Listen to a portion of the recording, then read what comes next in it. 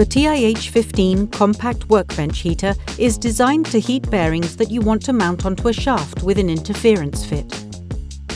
It will also heat any other ring-shaped metal component. Inside the box, you will find the TIH-15 induction heater along with the following: anti-roll support,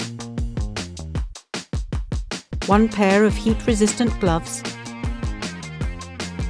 one temperature probe, power cable 230 volt or 120 volt, a grease tube, 3 yoke sizes. Each of these handy items can all be stored in the tray.